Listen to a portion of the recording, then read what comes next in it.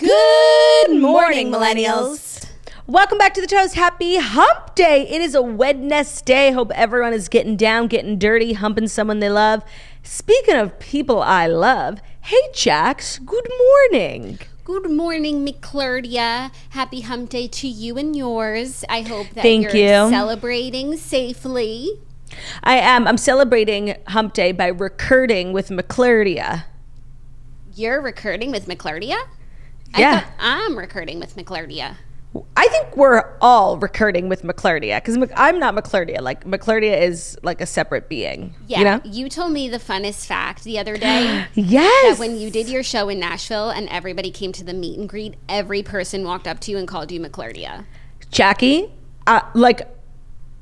first of all, I've never seen something that we do catch on so quickly. Yeah, especially because it's not been really rolled out in any sort of major way. We didn't make it like a big deal or anything. Kind of You've just been calling me Claudia. Yeah, and I kind of like admitted a few months ago that's what like I've been, whenever I think of Emily Ratajkowski's ex-husband, like I always think to myself like Sebastian McClardia. Don't ask me why. And I admitted that on Breaking Bread where secrets went to be shared. And secrets revealed. It really resonated with people because now that's your name. Jackie, they walked into the meet and greet. They were like, Claudia. I was like, what? That is so funny, and I'm so overjoyed to hear this. So am I. I'm also overjoyed because today, finally, a secret project in the making for 9 months 10, really. has finally been shared with the world. Jackie and I have known for a long time, and for some of us, me, it's been extremely difficult to keep this secret to myself, but I did. If you follow our sister Olivia on Instagram, you know that she gave birth to her second bebe, a bebe boy. That's why I'm coming down this week. I kept talking about my trip, and I was like, I wonder if people are going to be like questioning my trip. No, but I nobody think did. nobody will ever question when you're coming to see your best gal. Now they will. And to podcast in front of the flamingos. Like, you're doing it for the flamingos. But I'm also doing it for my new nephew, our new nephew. I'm an auntie once again. I'm back on the auntie train. You're an auntie once over. Choo. Chugga chugga chugga chugga chugga chugga chugga choo choo. Chugga chugga chugga chugga chugga chugga chugga choo choo. The Auntie Express is on its way to Florida tomorrow. Don't count out yet, auntie. That's the thing. I feel like people are constantly counting out that aunties, and they shouldn't be. Yeah, I feel like for you, your auntie-isms have been record high. You know, Rold was born this year, you became an auntie again. But like, I haven't been an auntie since Kaylor was born, you know? And like then before that, it was Bruno joined the family. So like, I really haven't had like fresh auntie. Who's older, Kaylor or Magnolia? Their birthdays are one day apart. I have literally no idea. And one thing about me, I feel like this is a good time to share since you brought it up. One thing about me is like, I literally do not know my nieces and nephews' birthdays. Like, I know the month and like the general, but Vicinity. Like, let me think. Michaela's birthday is in May. Mm-hmm. And I want to say it's the 21st. No, I think that's Magnolia's It's not? birthday. Michaela's the 22nd. Okay, and Roldini's birthday, I know, is in February. And I'm going to go with the 12th. 13th. You're just, See? every time you have your guest, just add one. Yeah, okay. I like was thinking that this morning or yesterday because someone was like, how old is Michaela? I was like telling a friend of mine that Olivia had given birth. And I'm like, that's an amazing question. Let's do the math. And I could not remember her birthday. That's so funny. Do you know Bruno's birthday, perchance? You don't even know Bruno's birthday. Of course I know my boy, my firstborn. Well, then you let the day go by without acknowledging it because the most recent of Bruno's birthdays, I was at your house and you come into my room at midnight and you were like, by the way, it was Bruno's birthday today. Yeah, we were going through a lot of change here. Bruno understood. Bruno did understand. And so when were you at my house? August? Yeah. 17th. 15th. Pretty good. Wow. That was like a total blind guess in the dark, honestly. Gorgeous. So much simcha and mazel here in our family. Thank you everyone who's reached out with the kind words, not to make everything about us, but Olivia like is kind of like giving Kylie energy. Like it's giving Chloe, you know? It is. It's been so like on the DL obviously, but she's just been like living her life and just hadn't said anything publicly. I actually was with her yesterday and she did say like she is so willing and excited to share her story on the Patreon, like to talk about her birth story and two, like why she never shared it publicly that she was pregnant all this time. So that will be upcoming whenever she is ready for it. But like she's like ready to go. She's ready to chat. Speaking of Patreon, the fact that we're going to be together starting tomorrow means the Patreon is going to be absolutely lit. Florida vlogs, Florida pods, Florida tings. Florida chili. Florida chili. Maybe we'll do another great chili cook-off. When Ben's here. Right. Ben gets there like a few days after me. I think I could handily defeat him. I don't think so. Handily. I don't think you could. As the Shapiros, they were chowing down on my chili. And that's also why I've been cooking so much is because, like, Olivia's always the one cooking. But, you know, in these last few weeks, like, I thought I would, you know, do something Help out. Yeah. Nourish I her. think that now, if you watch the Great Chili Cook-Off, you do know that Jackie, like, very bizarrely made a vegetarian chili. I wasn't comfortable cooking with meat just yet. Meat is fucking scary. Like, you didn't even stand a chance. Someone tagged me in the funniest meme today. I saw it as I was waking up, so it didn't register, but it's just coming back to me. And I remember it now. It's like, she's a 10, but she overcooks her chicken because she's scared it's going to be raw. No, totally. And the caption was like, it might be dry, but at least it's safe. So true. That's literally me. But with the OG chili cook-off, like, you truly didn't even stand a chance because, No, I like, didn't. you're vegetarian. So I don't know if you could beat Ben, but you can compete. Like, you now definitely, like, are going to give him a run for his money. But he makes chili so frequently, and he's been doing it for so long. And, like, I don't know. It's going to be really tough to beat him. I don't know. I just feel like I have this passion for chili as seen in my mentions because I only get tagged in chilies now. Like, I know. Chili everyone content. makes a chili, they tag me. Like, if I just want to go on chili inspo, just look through my mentions. And I just feel like that comes through when I'm cooking. Whereas for Ben, 100%. as stated, it's like de rigueur, another day, another chili. What are we making today? The passion is there. And I just feel like you can taste the heart and soul in mine because I put my foot in it. I put my foot in it. So make sure you're headed over to patreon.com/toast to not miss out on all the family fun happening this month. Yeah, there's going to be a lot. And we are doing 2 Q&As before all of that starts. We always do a few general Q&As every few months to like catch up with your girlies, and we always answer them together.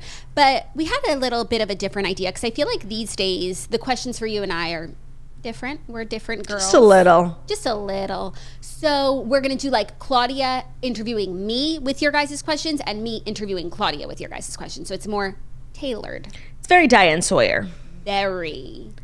And speaking of Diane Sawyer, we've got a fab episode today. It's Wednesday, which means we have Dear Toasters, and we've got 3 girlies who have found themselves in unique situations. Oh, really? So I'm looking forward to being able to change lives at the end of today's episode, and I hope you'll join us. I do hope you will. There's also no TV recap because there was nothing on TV last night.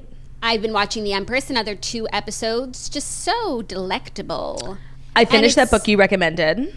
Okay, you can bash me in a second. Let me just talk I'm not going to bash. You can share your thoughts in a second. Let me just talk about The Empress because it's really like renewed my interest in European royalty. I feel like it was laying dormant for a while, but now I've been like reactivated, and I'm just like in my sleep. You know when you watch something or you read something, like you sleep and dream about it as you toss and turn. You're just like of course in the Austrian Empire. 100%. And that's where I am right now, and I just love it so. Like I love it so much, and even when I was like in my thoughts, in my dreams, and like being like confused, it was a good place to be. So I feel like I'm gonna go back down the rabbit hole once I finish this show, and I would recommend it to anyone who has any inkling for an itch for the history. I did finally finish the Redheads book of the month that you and Margot thought I would like. I gave it 3 stars. It was far too long and truly pointless. Like what was the point? What was the plot? Like, I wasn't sure, like, what if someone were to be like, what's this book about? I would be like, I'm not entirely sure. I think it's about a strong female protagonist making her way through a man's world. Unfriendly time for women. Okay, just for me, that's not like a strong enough plot. The book was fine. And so based on the plot, that's why I wouldn't have recommended it to you, but I was okay with you reading it because I thought, 1, the writing is really strong. Like, it's well written. Yeah. 2, for me, like, Mad and 6:30 are everything. Like, not Mad. She was just like a little version of her mom. And they were both like a little annoying. I always love a precocious camper. I just thought it was fine. Like, I'm surprised that you guys all loved it so much. Like, it was fine. I thought it was really, really good, but I don't know that I would have vehemently recommended that you read it, but I'm glad that you did. Isn't it fun to just like branch out a little bit, and then it reminds you why you love the things that you love? That's for sure. Also, my next book, I'm going to start today, which came out yesterday, is the It Ends With Us second book. It's called It Starts With Us. Colleen Hoover released it yesterday. Did you see that profile on Colleen Hoover in the New York Times? No. It was insane. It was filled with such juicy information about like how many books she sells. You know, book numbers are totally private. Like, you know, like the Bible sells a lot, but if like your favorite influencer writes a book, like you don't know how many copies they actually sell. So they had like full blown figures. It was so interesting. You know, in the last year, she sold 20 million books. That's more than like the top three books that sell every year is like the Bible, like John Grisham or something. Like the top three books, she has sold more than all of them combined. She had like the pre-order for It Ends With Us, like the first printing is 2.5 million copies. It's just crazy. And like how she's really like not only changing the publishing industry, but changing how people think about like romance writers, because like I think for a long time romance writers were considered like, you know, like Danielle Steele, like not serious authors. Yeah, and she's really changing that narrative. It was an incredible, I mean, obviously I didn't read it. I saw like TikTok summing it up, but it was an incredible profile. And I'm so happy for her. Like, yes, Colleen. Yes, Colleen. I haven't even heard about it, but I will definitely check it out. I love some facts and figures, but it's not surprising at all. Like when you look at the New York Times bestseller list, and sometimes I'll look just to see like what's trending, if there are any books that look good that I haven't heard of.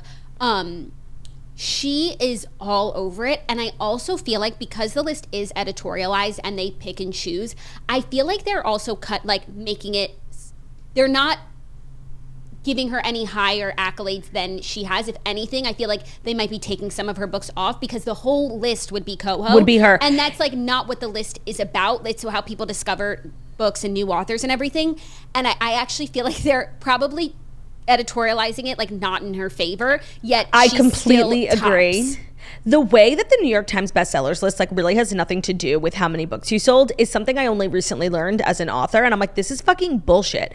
And like you see books that have been on there for like Obama's book is still on there. Like I have a hard time believing. I think when it was released, like millions and millions of copies were sold, but like years later, every week still selling 10,000 copies. Like that's the kind of like the minimum amount you need to get on the list. Like I don't believe that. I don't believe that about Green Lights either by Matthew McConaughey. Like I don't think people are still in droves 10,000 books a week.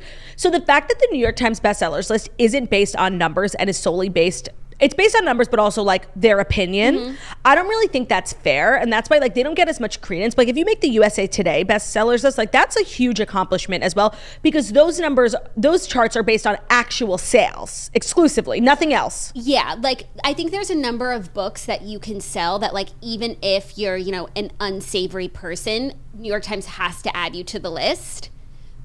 And then I think there are also authors who undersell, but they are darlings, and you know everyone's media darlings. Everyone loves industry hype for their book, even though like no one wanted to really buy it.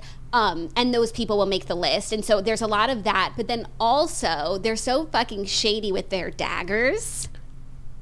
This is a deeply personal conversation. I know, because they say like if your book has a dagger next to it, then you click the dagger, and like at the bottom it says like they notice a trend of like bulk buying, and that like kind of, it's like shady to be like, oh, they bought their way into being on the list. It's basically saying you bought your own books. But I just like find it really coincidental, all the people who have daggers, you know? Okay, so let me say, I only found out what the dagger was, I think like most normal human beings, from Younger. That girl Quinn and like had a dagger.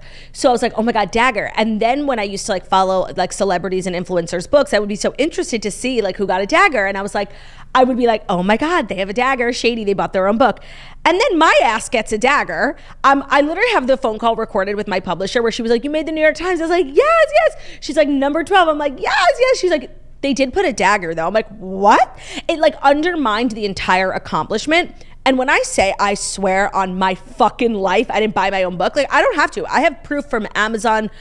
In my pre-sale and my first week, like, let's say it, like I sold almost 30,000 books. Like that, to make the list, you need to sell around like 8. To be safe, 10. My ass sold 30 between audio, audio, ebook, and hard copy. Like, so I have nothing to be ashamed of. Like, I sold my own motherfucking books, bitch. And I said to my publisher, I'm like, first of all, can we reach out to the New York Times and ask like for clarification? Like, where are these bulk sales coming from? And of course they never responded. And my publisher was like, well, it might have something to do with this meet and greet that you did with The Strand. So let me tell you. I did a meet and greet with The Strand where you bought a book, you got it signed, and you did like a virtual because it was COVID. We sold 200 books, okay? So that's 200. And I was doing it to support The Strand. Remember that whole campaign, Support The Strand? They were almost going out of business during COVID. So I'm over here helping local indie bookshops, and the New York Times is punishing me. I don't think that's why you have the Dagger.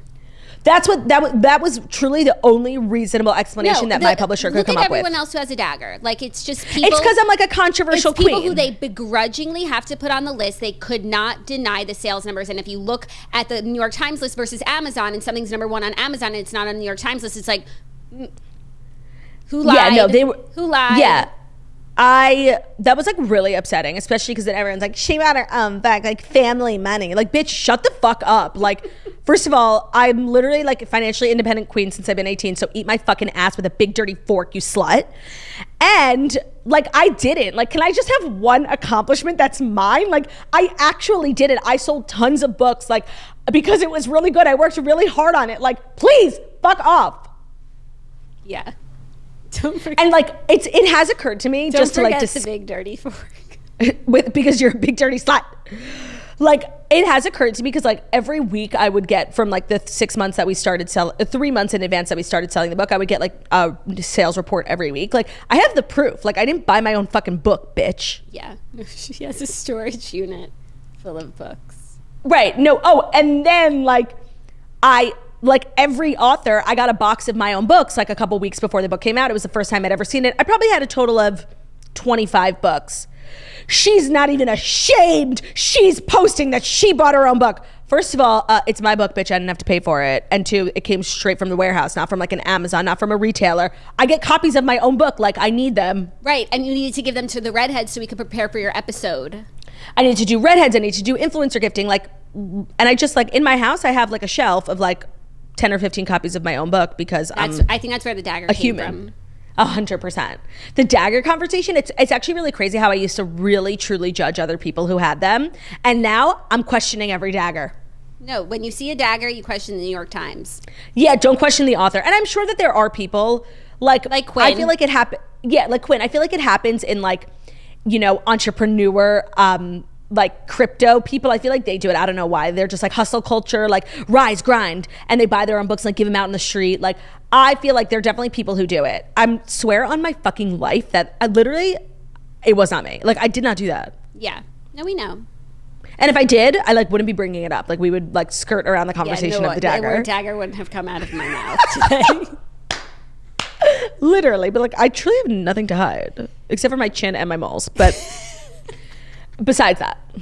Well, I need to read that Coho piece. Yes. Oh, sorry. That's what we were talking about. It was really interesting. Speaking of books, Redheads merch is dropping tomorrow. I'm wearing another sickening sweatshirt from the collection. The collection has been posted at the Redheads Instagram. You can see all the sweatshirts that are dropping. We have a long sleeve, we have hat, we have tote, we have accessories.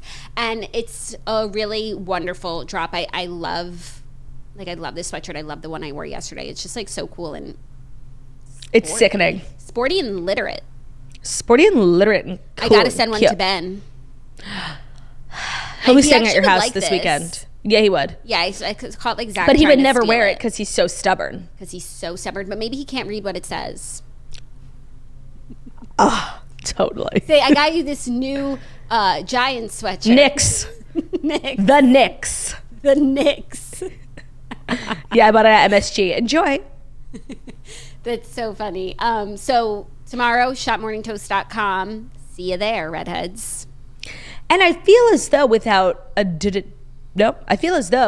further ado, I am ready. Are you ready? Yeah, I'm ready for the Fast 5 stories that you need to know. Today's episode is brought to you by Clinique, the even better clinical dark spot interrupter. If you have dark spots, it can often feel like a vicious cycle. As soon as one fades, another one pops up. But you can break the cycle with the Clinique Even Better Clinical Dark Spot Interrupter.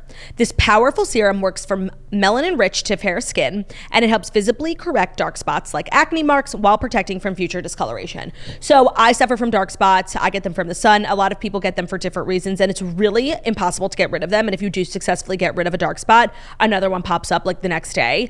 And that's why the Clinique Even Better Clinical Dark Spot Interrupter is fabulous, because Clinique is a brand that you can trust. Their skincare is fabulous, and it has proven results. So 94% of people demonstrated an improvement in radiance and visible skin tone, including acne marks, in 8 weeks. And you can see an overall 40% visible reduction in dark spots in 12 weeks. They also have the Damage Eraser, which is the CL302 Brightening Complex. It is more concentrated. It has boosted technology to deliver dramatic brightening results, yet it is still gentle enough for all skin types.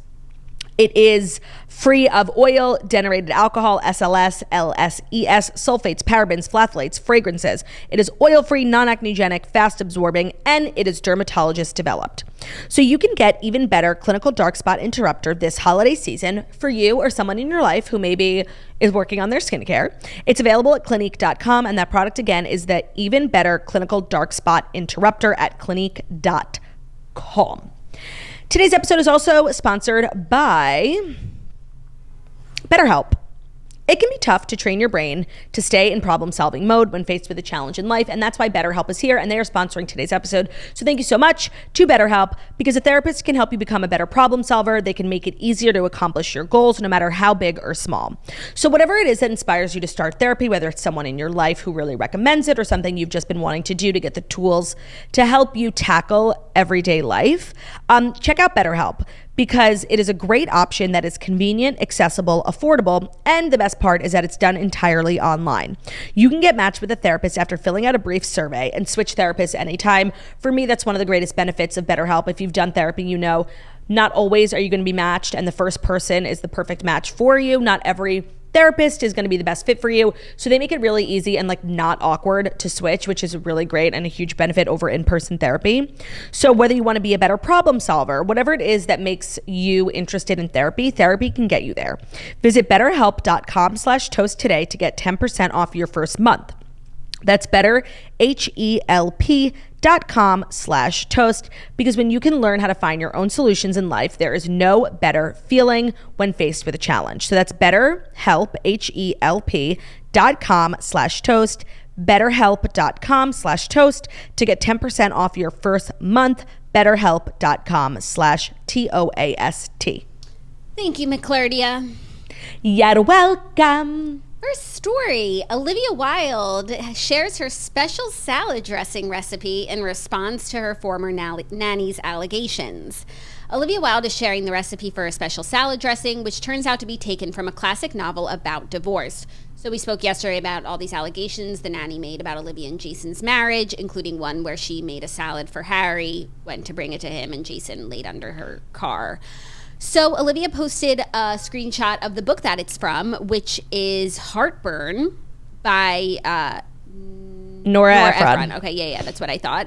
And it has the ingredients for how to make this salad dressing. Mix 2 tablespoons Grey Poupon mustard with 2 tablespoons good red wine vinegar. Then whisk consistently with a fork. Slowly add 6 tablespoons of olive oil until the vinaigrette is thick and creamy. This makes a very strong vinaigrette that's perfect for salad greens like arugula and watercress and endive. I like that she's playing into this drama and kind of lightening the situation a little bit. But I believe it was she who said, the internet is sufficiently nourished. I don't need to be feeding it. And it looks like you're doing just that, she both gave it literally and metaphorically. She gave the internet a salad. What was it that she said? I feel like the internet is sufficiently nourished. I don't need to keep feeding it. Something not to contribute. Yeah. Yeah. Well, she is contributing. She is contributing, but honestly, in a pretty great way. I don't know, whoever approved this PR, if it was all her, that's how you address something and make light of it, and we all can move on. It's like when Leah Michelle finally started addressing the fact that she can't read. Yeah. It took her a little too long. It did. And I mean, on the one hand,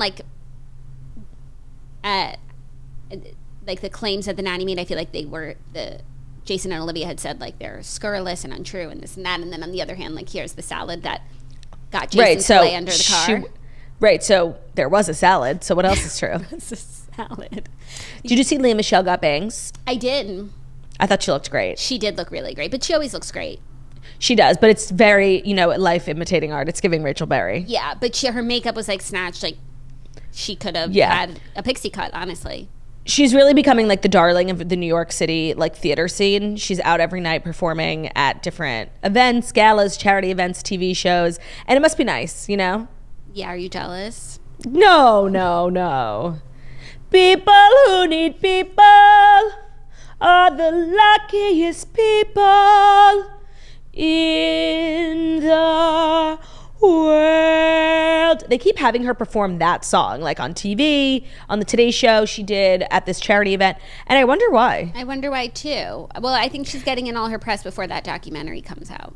100%. I also think they probably don't want to spoil Don't Rain on My Parade and like give it away for free. Also, maybe there's something about Don't Rain on My Parade that doesn't maybe translate on TV, or is too involved. Like you need more. Maybe this is just an easier song to run onto the Today Show and sing. Right, but I also do think it's like giving the cow away for free, the milk. To do Don't Rain on My Parade.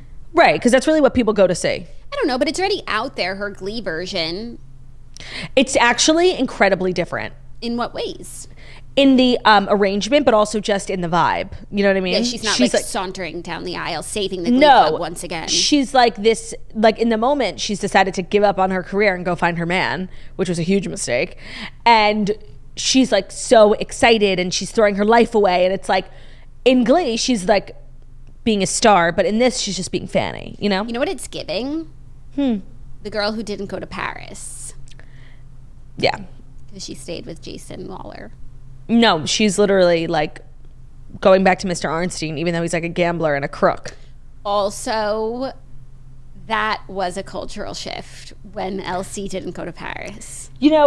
We had this conversation yesterday on The Toast, if you missed it, about like moments in pop culture and just general moments in media that we look back on and realize they truly shaped us as people. Mm-hmm. And we asked people on Instagram to share what moments they experienced that had that same effect.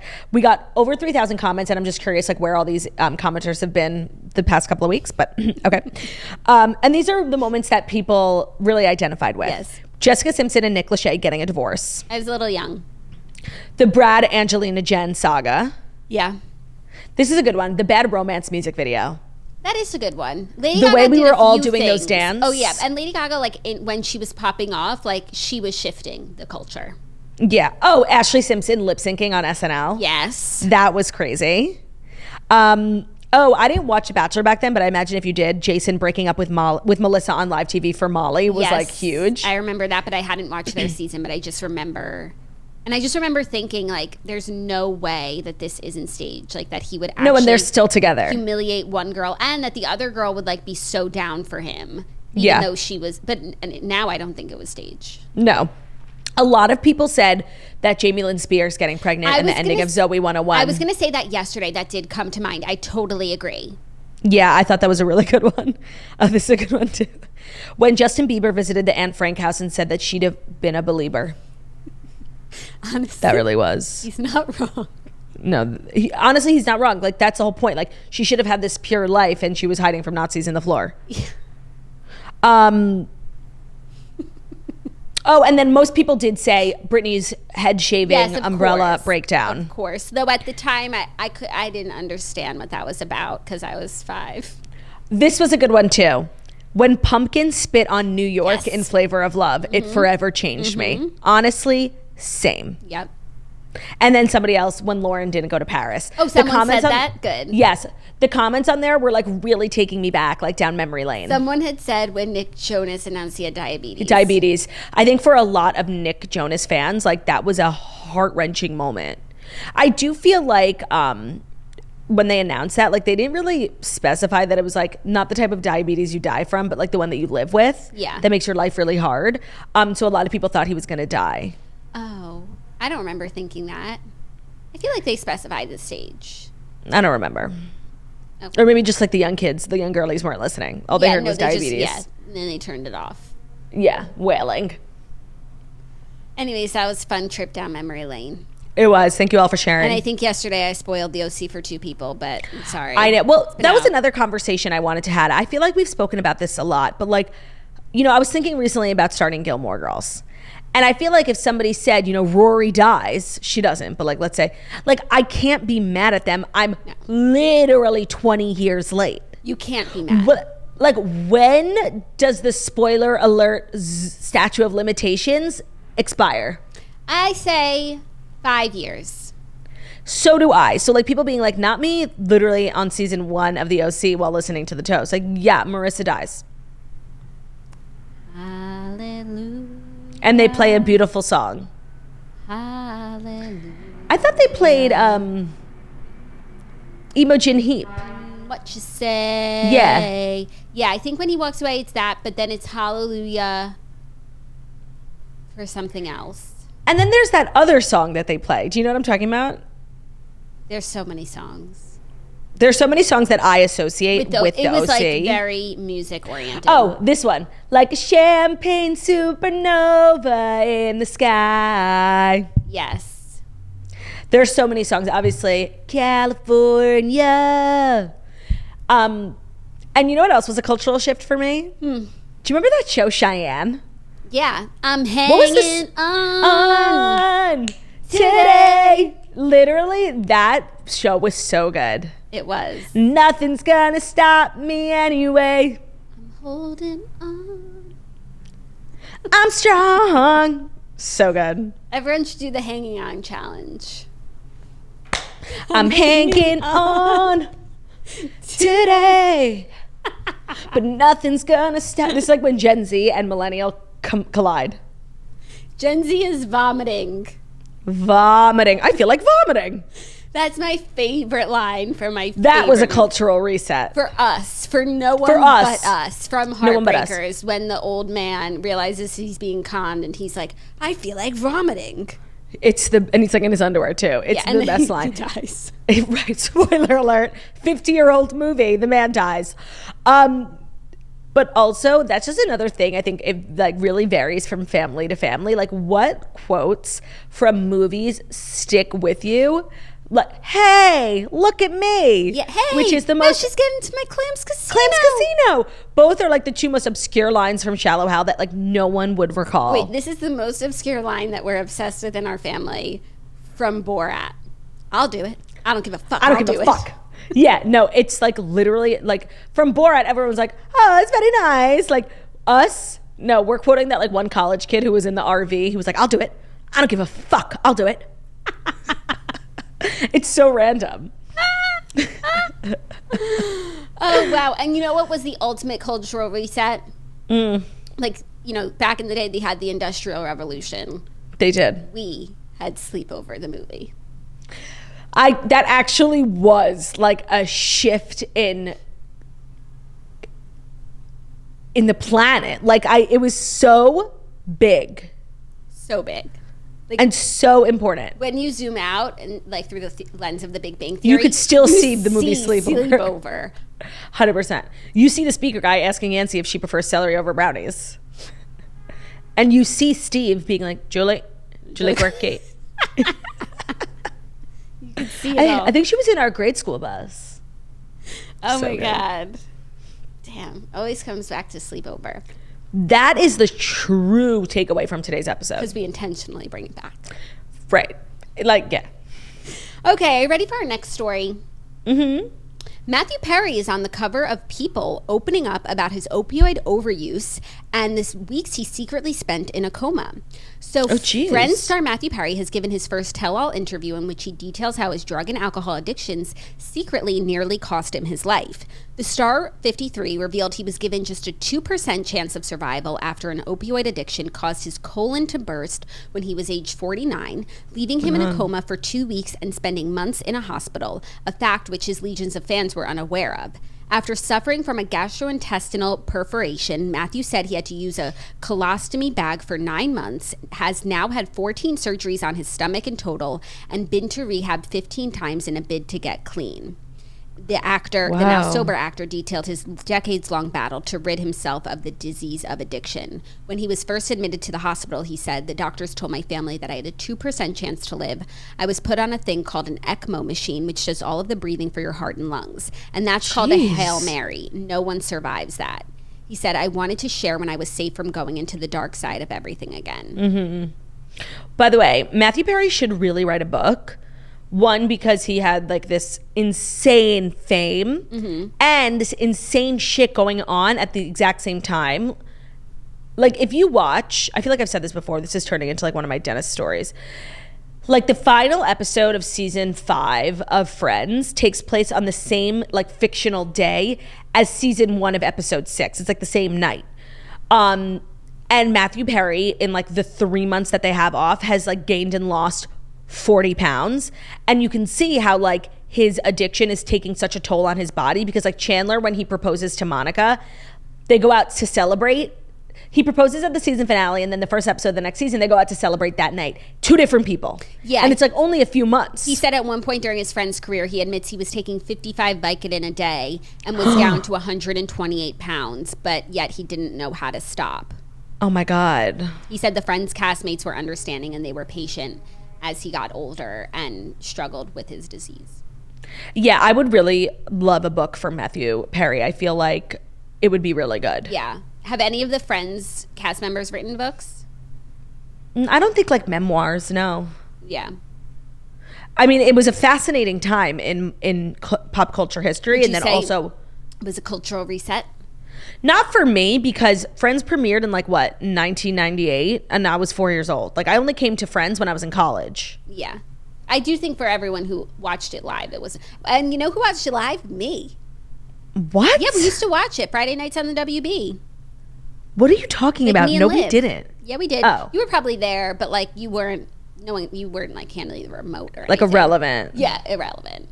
Wait, you watched Friends? I think so, because I remember... No, the WB. I have memories. By the way, it wasn't on WB. It was on NBC. Really? Yeah. Well, we were watching the WB. Maybe they played reruns on the WB. Maybe. Yes, we were watching the WB. No, we didn't only have one channel. We were only like allowed to watch one channel. No, we didn't even need another channel. Like we were happy with the WB. It's Buffy funny how the Vampire. When we first started watching, well, obviously we watched like kids programs like Barney and stuff. But then like when we were like 10, we watched WB. And then when we were like 14, 15, we watched Disney Channel. Like... You're right. It should be the opposite. We like aged backwards. Yeah, and then after Disney, we went to like CW.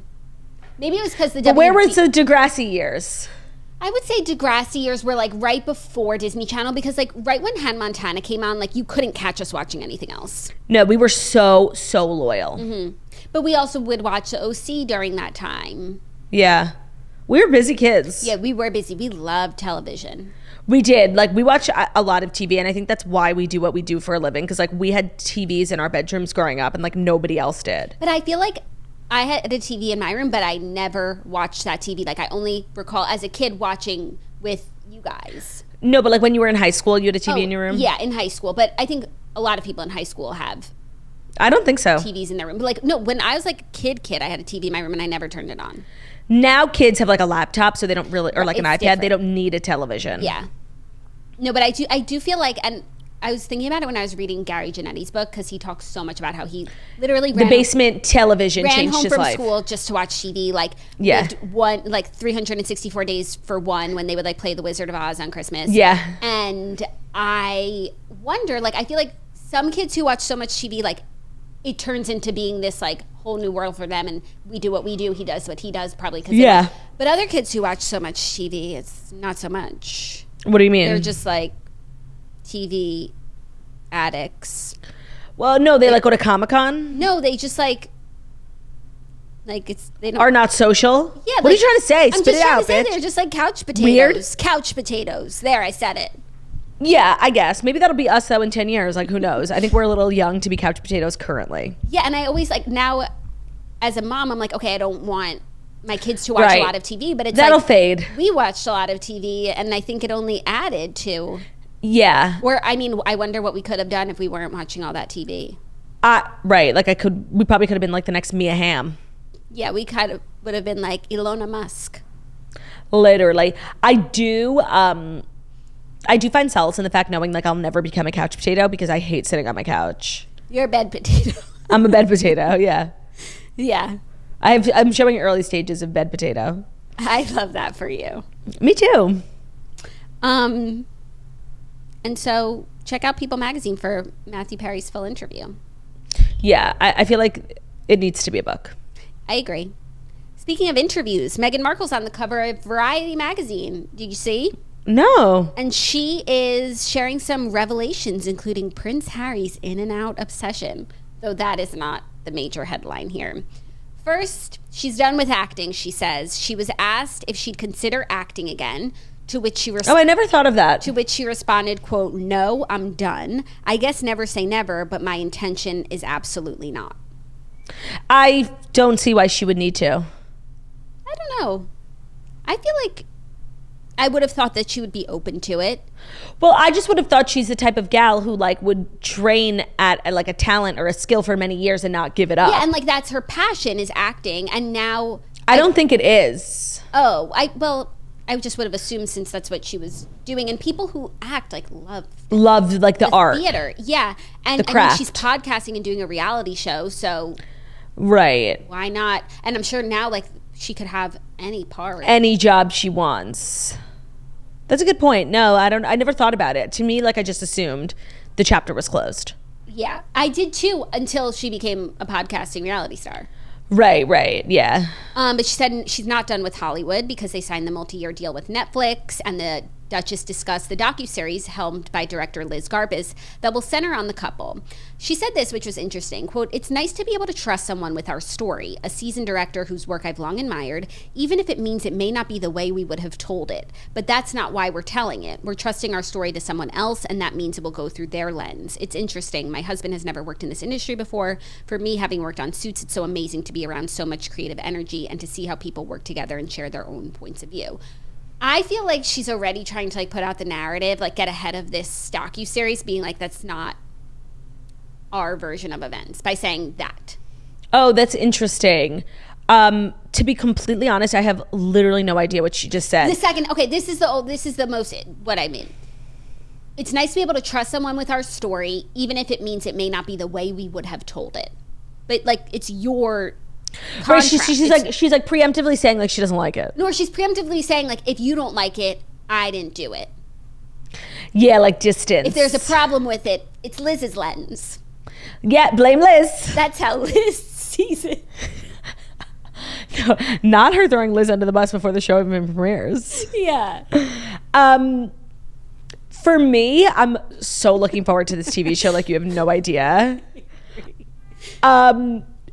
I am like constantly feeling like Meghan is saying sentences full of nothing. Like she loves a word salad with Nora word Ephron's salad. dressing. What was that first sentence that you just like when you were reading it? I was like, what? No, I thought that the first half was more meaty than the second half. The first half, she said, it's nice to be able to trust someone with our story, a seasoned director whose work I've long admired, even if it means that it may not be told the way we would have told it. This next part, I think that's word salad. Is 3 sentences that could have been 1, but that's not why we're telling it. We're trusting our story to someone else, and that means it will go through their lens. Yeah. I just need to see the show, like for real. Like I need to see the show. There's been like lots of reports that it's like they're having, creative differences. I need to see the show. Yeah, they're literally like, I'll read page 6 and like the stories are next to each other, and one it's like Meghan and Harry slamming the royal family in new docuseries, like one they want to push it back, and then the next one is like docuseries is coming out on time, like Meghan and Harry love it, and it's like, which is it? Do you guys talk? Like, which is it? I don't think anything that I'm reading about this docuseries I can is trust real until I agree. See the work. I completely agree.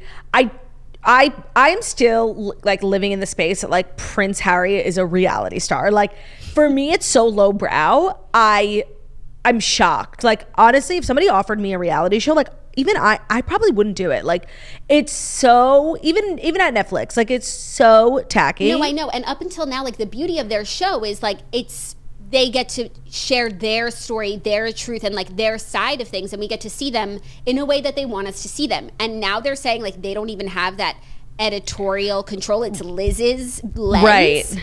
Like So why? So you're just like a Real Housewife. No, you're like literally Alexis Nyers. Like you're just a person on a reality show. Yeah, no. And so for Prince Harry to be that, like I didn't see that. Yeah. I mean, I think that they do have a lot of creative control, but I do think that this is like a good way of sowing the seeds of being like, Liz did that. Right. There's a fall woman. Excuse me. Oh my goodness. I think I'm getting bored by Meghan and Harry. Like I've reached my limit almost. I know, but like she is everywhere. She's everywhere, and she's like on the cover of Variety, like talking about all of these things. She said that she'd be fine if her kids got into the entertainment industry. She said that her and Harry share a home office, so they're fighting a lot. Oh my God. Why? By the way, I don't like what? No, never mind. I was going to say something mean. Okay. She said that Harry loves In-N-Out Burger, and she shared. Remember, she did an interview with The Cut, and people found it to be snarky. I forget what she had said specifically, but she addressed it and said the New York magazine story was intended to support archetypes and focus on our projects. I've had some time to reflect on it. Part of me is just really trusting, really open. That's how I move in the world. I have to remember that I don't ever want to become so jaded that that piece of me goes away. So despite any of those things, onward, I can survive it. Again, there's no end to the sentence. She's it's saying just if words. She came off snarky in the interview, it's because like she was too trusting with the magazine that they would, and like too open. Okay. Cool. I'm wishing them the best. Cannot wait for the TV show to come out. Agreed. Are you ready for our next story? Yes, ma'am. It's I'm ready. Worthy royal news because Daniel Craig has received his royal honor from Princess Anne, saying, "We've been expecting you." It's beautiful. Daniel Craig now has another thing in common with James Bond. With a thoughtful and poignant nod to his screen character, the late Queen Elizabeth made Daniel Craig a companion of the Order of St. Michael and St. George in January, just like the fictional spy. On Tuesday, the British star received his honor from the Queen's daughter, Princess Anne, at an investiture ceremony held at Windsor Castle. The royal family's official social media pages used a famous phrase from the Bond movies as they shared a photo of Craig's appearance at the castle. They wrote in the caption, "We've been expecting you." It's beautiful. It's absolutely beautiful. Absolutely beautiful. Only would have been more perfect if Queenie herself. If the Queen. But honestly, I would have assumed he already had one of these, Yeah. But it's cool. It's really life imitating art, Yeah. But when I think about like the celebrities who like have been knighted or just like recognized, I would throw him in there, Elton John, the Beckhams, Dame Judi Dench, and Daniel Craig. Like I would have already assumed. Yeah. I think he was been well on his people way. making the UK proud. Yeah, and you need to put in the work, and I think also you need to be like a Queenophile. You have to prove your loyalty. You have to have respect. Like we know now, David Beckham has the utmost respect for the Queen. Obsessed. I wonder if James Corden has respect for the Queen. That's a really, really good point. I mean, since he's living in yesterday, America. I was seeing so many more things of people being like, no, there's been rumors in the UK that he's like a menace for years. Like, this is not the first we're hearing of it. And then that clip was going viral of him, Truth or Spill, like where that show. Yeah. But he was the one doing it, and Stephen Colbert was interviewing him. It was like, either drink this sperm or name at least 2 of your cameramen. And he didn't know their names. That's disgusting. You've been on the show, what, for 5 years already? Like, yeah. Wow. So I think we might be onto something here. I think we have the new Ellen. Yeah. Crazy. Anyways, happy for Daniel Craig. Happy for the royal family, like staying on top of all of it. Stay winning. Stay winning. Are you ready for our 5th and final story? Yes. Ramons Singer trashes the RHONY spinoff, calls it, quote, the loser show. Sorry, it was so funny. So funny. RHONY alum Ramons Singer shared her unfiltered thoughts on Bravo's plan for a legacy spinoff that features OG stars of the Bravo reality show. She said, quote, I've been there for a long time. I mean, never say no, never say never. But I also feel like the legacy show, how could it really be good? The people they are going to bring back are the people they didn't want to renew anyways. So now what? Are you going to call it the loser show? The loser legacy? She's not wrong. Well, first of all, the vibe that I got is that Ramona officially knows that she is not being asked to return, because now she's, speaking, doing press and making it seem like, she, in this interview, was filled with really juicy. She's like, honestly, I don't know if I would return for the OG show. In the year that we've been off, I've really enjoyed not being on TV. I know this sounds crazy, but I don't really like attention. Like, I can't go to dinner, I can't go on dates. Like, it sounded a little delusional, like, and not believable. But some of the quotes, like, from her presence on this podcast, like, sound really grounded and not very Ramona-like, No, like, if they're genuine, it sounds like she's completely changed. Right. She said, I don't know if I want to do it again for a lot of reasons. I'm much calmer now that I haven't done the show. I know this is an oxymoron, but I really don't like being recognized. She said, now that the show's been off, all of a sudden, people aren't bugging me. Are you Ramona? I know you're on a date, but can I have a photo? I don't like all the attention. And guess what? The men I date don't like all the attention. Even my girlfriends don't. She said she used to go out and like her friends would be like 20 people came up to her, and now it's like one person comes up to her. She also said that she didn't enjoy interacting with the media during her tenure as a housewife. She said, quote, I really don't like the press. The press stressed me out with all of that stuff. That was really, really hurtful and made me really unhinged. I mean, unhinged. And I realize now I'm so much more relaxed. All my friends say I'm 50% more calmer. I still have high energy, but I'm not as hard ass. There's something more gentle, and I'm actually able to date now in a better way. I also feel like this jives with what we were saying about her presence at BravoCon, where it's like she didn't suck all the air out of the room. We barely knew that she was there because she's just like this calm. That's actually true. Now. That's actually a very good point. And I think her point that she originally made about the loser show is an excellent point. Like, so yeah, it's sad because all these OG women are like iconic, but Andy himself said this is the lowest rated season in Housewives history. So people actually don't care. So you're going to make a whole separate show that nobody cares about. And Ramona, I don't believe, is returning. Sonia and Luann have their own show. So it's like, you don't really need this. Who else is there? I think they're going to bring Dorinda. I know. I don't know. But. And honestly, Leah, now that I think about it, really is better suited with this new crew. Yes, for sure. I don't think she wants to be on, and I think she will be on Legacy. But maybe, like, since Legacy would be on Peacock, they have a lower threshold for viewing requirements. True. And the RHONY Legacy crew, like, does have an established audience, though dwindling. Like, there is an audience as opposed to coming up with a whole new concept for a show. Yeah, that's true. I forgot that it was going to be on Peacock. That's a good point. And I think that eventually RHONY started to go downhill because they had these, like, women who are friends for 20, 30 years who have these erratic sort of fights. And then they also have, like, 2 or 3 new people who are expected to just jump right in.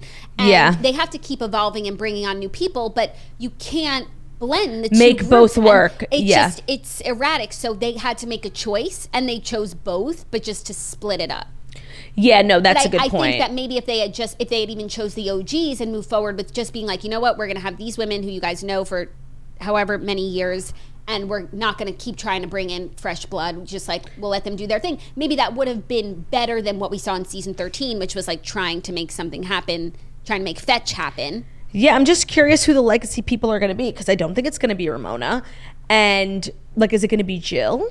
Maybe. I think it will be Luann and Sonia. They need to promote their other show. Yeah, Luann, Sonia, like Dorinda. Luann, Sonia, Dorinda. Maybe Jill. Like, maybe Kelly. I don't think Kelly would ever return. Maybe Cindy Barshop. I know you would love that. I wish. I know you would love it. It's interesting. So yes, I appreciated Ramona's renewed POV. If it was genuine, it definitely sounded like she's changed quite a bit in the last year. Yeah, I don't think she'll be on the And your point about BravoCon is great. I don't think she'll be on the show because then she will have just called herself a loser. Yeah. And that actually makes me even less excited than I was. Me too. Because she's the only New York housewife who has been a main castmate since season 1. Okay, like, I agree. People say that because Luann there was one season where Luann got demoted to friend of, but she still brought it. I consider Luann to be, like, that's semantics. She was still on that season, and she was at the reunion. Just saying. It's semantics, sure, but it's also factual. Well, those are the past 5 stories. You definitely needed to know them. And we still don't go anywhere, have Dear Toasters, which is our advice segment that you can write into deartoasters@gmail.com. And we'll do our best to help you out for whatever it is that you're going through. Dear Toasters is brought to you by Noom. People will try almost anything to lose weight. Insane workouts, eating nothing but grapefruit, questionable teas. But if you're looking for a more sustainable approach, Noom Weight is ready to help. Their psychology-based approach empowers you with knowledge and support to build lasting results. You can't erase the past or change who you are, and Noom Weight gets that. So every journey is different and each person has a different goals. I know a lot of people want to get healthy to fit into their clothes better, to be more active, to keep up with their kids, whatever the reason is. It's not always the number on the scale. And instead of demanding the same strict regimen or drastic changes from everyone, with Noom, you'll get a personalized program that empowers you to build more sustainable habits. That's how they've helped more than 3.6 million people and counting lose the weight. You'll get long-term results, and they come from more flexible solutions. So Noom Weight focuses on progress instead of perfection. Progress isn't a straight line. Off days are totally normal and they are a part of the process. Noom Weight is just gonna help you get back on track so you don't have to spiral feeling bad and then undo everything that you've done because you had one bad day. It's not a big deal. You could choose the level of support that you get from Noom, from 5-minute daily check-ins to even personal coaching.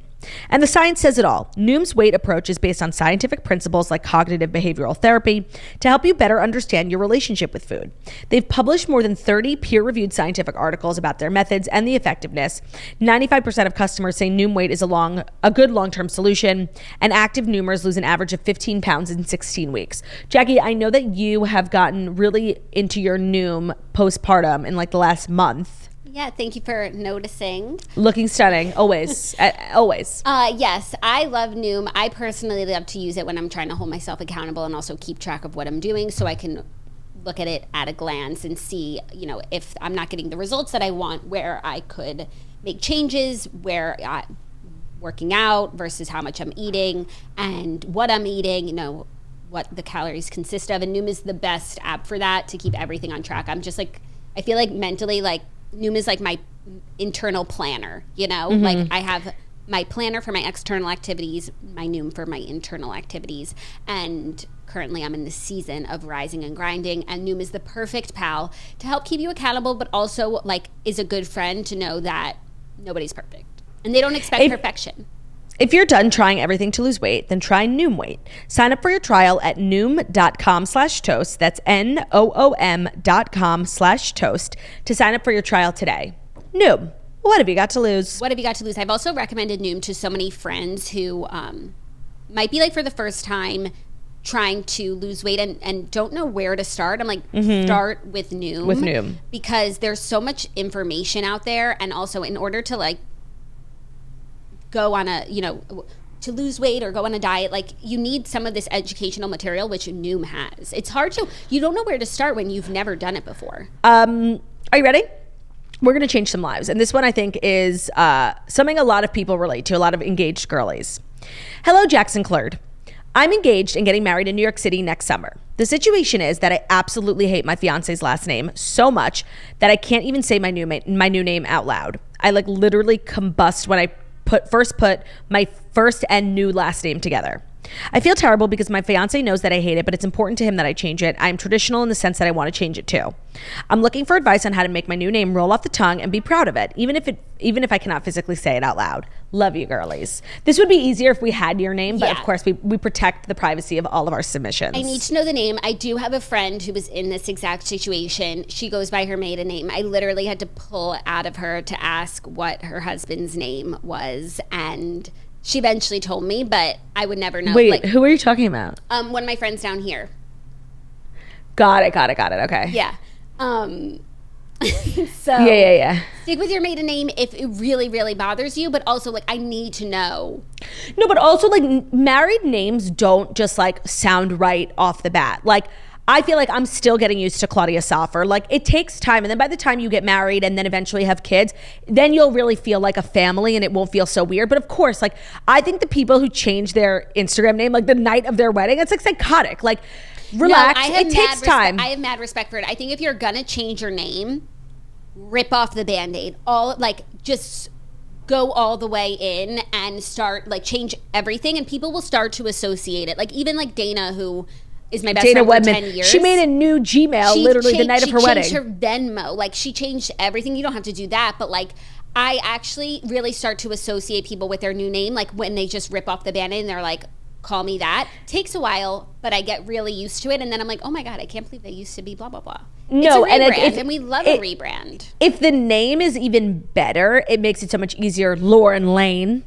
Yeah, but that's not this girl's problem. This girl's problem is she doesn't like how it is, period. Right. And I need to know what the last name is. I know. And if it's really, you're just going to have to do it. If it's really that bad, then stick with your maiden name. Like, no, but she's traditional. Like, this is something that's important to her and her fiance. So there's nothing you can do about it. Suck it up.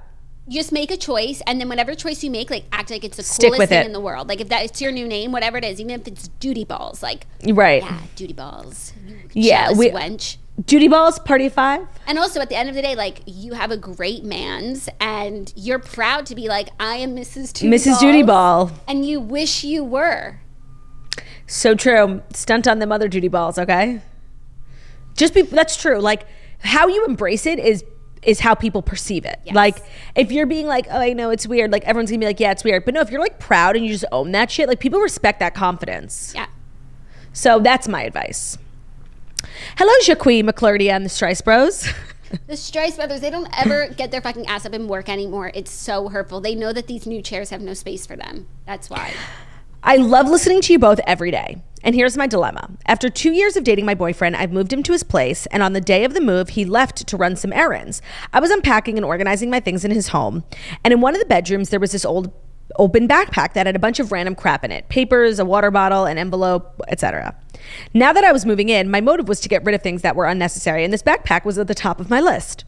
Me not being a snoop, but just wanting to make sure I didn't throw away anything of importance, I looked at what was in the envelope, and it was a prescription for Viagra. I was shook. When was this prescribed? Was it for my boyfriend? Lo and behold, it was under his name, and the date of prescription was August 2022. Not that having erectile dysfunction is anything that bothers me. We're both in our early 30s, but I have never ever suspected him to have one. And me being a freak / a normal girl, my mind ran laps. Does he have a secret life I don't know about? Why does he need this whenever I suspected he needed some assistance when we were together? Do I bring it up to him? I'm not really one to dust things under the rug, so I'm basically just asking how to bring it up. Sincerely, a kerfuffled toaster. I just want to say, I do think, like, if you're in a serious relationship and your man is on Viagra, like, that's something that you should know. Of course. But you pretending like you're decluttering by going through his backpack is a joke. No, I don't agree with that at all. Like, I go through Ben's backpack because literally it turns into a pharmacy. He has like 45 bottles of zinc. Like, I think that but you're his wife. Like, they're moving in together. Right, but she's they're like trying in the to process. Clean up his space. No, it wasn't his current backpack. Also, it was an older backpack. Okay, but if Zach started cleaning up the bedroom and included going through my purse, different. Okay, so different. I stand with this girl. I don't think she was being snoopy at all. Well, regardless, it doesn't matter how you got the information, even if it was illegally obtained. I don't think so. We have to deal with the information at hand. And I do think you should bring it up. Just something that came to mind. At one point in the last few years, people were saying that Viagra was actually perhaps I'm not a doctor, but they were looking into it as a treatment for COVID. Oh, yeah. So maybe he had a bad bout of COVID and was trying, some alternative remedies. No, but if that were the case, like, he would have told you that. But the fact that he didn't makes me think it's for the reason that Viagra is intended. ED. But also, sometimes people, they might not have ED, but they pop a Viagra just to, because they want to fuck all night long. Yeah, very Samantha Jones. I would if this is a person that you're going to be very serious with, I would find a way to bring it up in a non-threatening way. No, but also, like, it would bother me that something, like, kind of serious would be kept from me. And I would feel as though the person needed to be reprimanded for that. You know? I think you would need to set aside your anger until you hear his reaction. If he, like, starts, like, gaslighting you, being like, well, why? Like, you should know what health things are going on with your partner. And I just think you should just broach the subject. Yeah. I guess health is, like, confidential. Yeah. So, like, nobody has to tell you, but, like, if Ben was taking, like, cholesterol pills and didn't tell me, like, I'd be like, what the fuck? But there's also a difference between a husband and a boyfriend. That's true, but moving in together is definitely you're getting to the next serious level. So now things are turning serious. this is a time for maybe a serious conversation, and you did find out this information. I think you should not hold on to it. No, approach it in like a very rational, calm way. You should be able to be open with him. So, and vice versa. Vice versa, Viagra versa. Like you just approach it in like a calm, very rational, very tempered way, and I don't think it'll be like crazy. Yeah. All right, third and final, Dear Toasters. Jackson Claude. My husband likes to post unattractive photos of me on social media. The pictures are usually of me asleep on the couch with my dog. I've told him it is embarrassing and I wish he would at least check with me before posting. He doesn't understand why I get pissed about it. He says it is endearing and it warms his heart. I appreciate that he wants to share his feelings about how much he loves me on social media, but why can't he post a good fucking picture? Am I overreacting? Honestly, no, first of all, especially if like he exclusively posts ugly photos of you. Like one every now and then is like funny. A pattern is like kind of diabolical. Yeah, this would not fly. No, and like maybe this is me looking into it so much, but it kind of makes me feel like he's like trying to make you feel ugly. Like I know that sounds crazy, but like you've told him that it bothers you. He won't stop and he exclusively posts photos of you sleeping on the couch with the dog. Like it feels like kind of like crazy ass manipulative. It could be totally innocuous, but it also could be like a really fucking psychotic manipulative thing to do. It could be, but it also could be like really sweet. Like he doesn't even notice that you don't look how you think is beautiful. Like he sees but if she says this is bothering me and he doesn't stop, like that's rude. Yeah, but he just like sees you as beautiful no matter what you're doing, and like he just thinks that these pictures of you sleeping on the couch with your dog is sweet, and he's just like trying to share it. I don't know if he's intentionally posting ugly pictures or the pictures he's taking happen to be ugly. Well, who looks beautiful while they sleep? And also like who takes a picture of someone while they're sleeping and posts it? Like, no, it's diabolical. Wait till I wake up, you get the approval. You just need to be like, I mean, I think Zach would never post a picture. It's also not his personality, but like he knows like you can never post it. I've instilled the fear of God in Ben that anything he posts requires not one but two approvals. Yeah, like you cannot post an unauthorized photo. Of course not. Are you crazy? Right. He just trying to ruin my reputation. Yeah. No, he just needs to know what you're about, and like you're not about. You have to lay down the law. You're not about that unauthorized life. Yeah, it's just like I feel like when it comes to men and social media, like it can never be normal. Like either they're taking ugly pictures of you, either they won't post you. Like why can't you just be normal? Yeah. What's normal? Taking pictures. We both look at the photo, decide if we like it, and then we come up with a caption together. Yeah, and it's like always like a nice picture, maybe a wedding we were at. A dinner, something where we're all dressed up. Yeah. Or we just moved into our house, or we got a dog, we took a cute picture on self-timer that we all like. Moments. Right, like why can't they just be fucking normal? Yeah, but not like we're not posting every day. No, or not at all. Some of them like won't even acknowledge their wives on social media. Right, but I feel like he's posting these pictures to maybe stories. So what's the protocol for stories of your partner? Stories require a different set of roles. I agree. Yeah, because they're more casual. So he's 100%. posting pictures of her sleeping. He's a little too casual. He's a little too comfortable, sir. And you have to lay down the law ASAP. You obviously just can't sleep in front of him. Right. No, now it's separate bedrooms. So those were the Dear Toasters. Thank you to everyone who wrote in. And if you would like to write in, it's deartoasters@gmail.com. If you have written in and we have not gotten to you, it might be because A, you're uninteresting.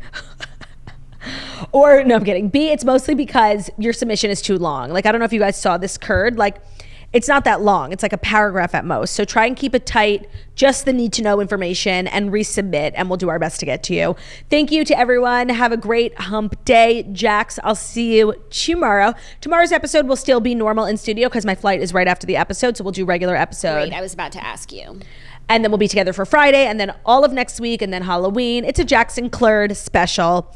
Don't miss it. Thank you so much for listening to the Toast the Millennium Morning Show, where we deliver the fast 5 stories that you need to know every Monday through Friday on YouTube. So if you're watching this on YouTube, please remember to subscribe and give this video a thumbs up. We're also available as podcasts anywhere podcasts can be found. So it's Spotify, iTunes, Stitcher, Public Radio, iHeartRadio, CastBox, all the places where you listen to podcasts. Find us the Morning Toast. Leave a 5-star review about how beautiful, stunning, and smart we are. Hope you guys have an amazing hump day. Don't forget to hump someone you love, and we'll see you tomorrow. Bye.